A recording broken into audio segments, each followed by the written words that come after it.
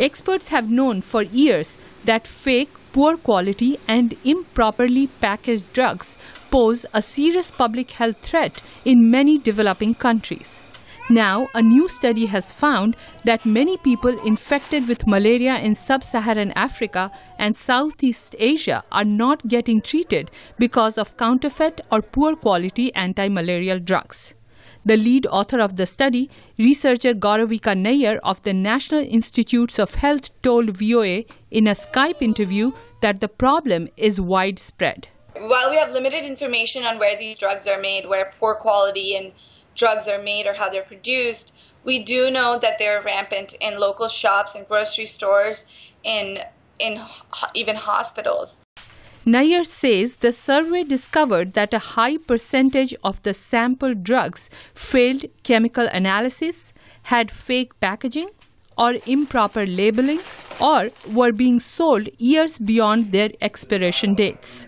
While poor quality antimalarials were available in 7 Southeast Asian countries and 21 sub-Saharan African countries, this is just the tip of the iceberg.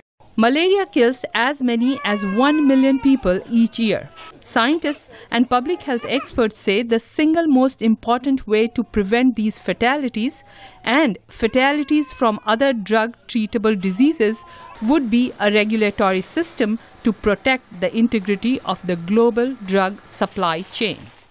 The United States Pharmacopeal Convention, or USP, is a non-profit standard-setting organization that works to ensure the quality of medicines and food ingredients. Patrick Lukule directs USP's drug quality program. In every country, there has to be a system to regulate. Without regulation, everything is at play and everything is possible. So regulators have to be strengthened. They have to be given an enabling environment so that they are really able to clamp down on illicit trade.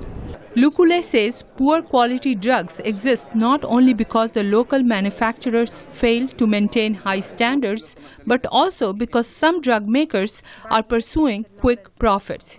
He says in either case, these unreliable drugs are a menace to global health efforts. I believe that this has really led to the prolongation of neglected diseases in developing countries, whether it's malaria, TB, or HIV/AIDS, and the problem seems to be growing every day.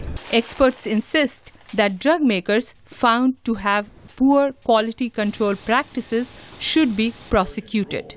And standard-setting groups such as USP recommend clearer guidelines for regulators and better technologies for detecting poor drugs and flushing them quickly out of the market.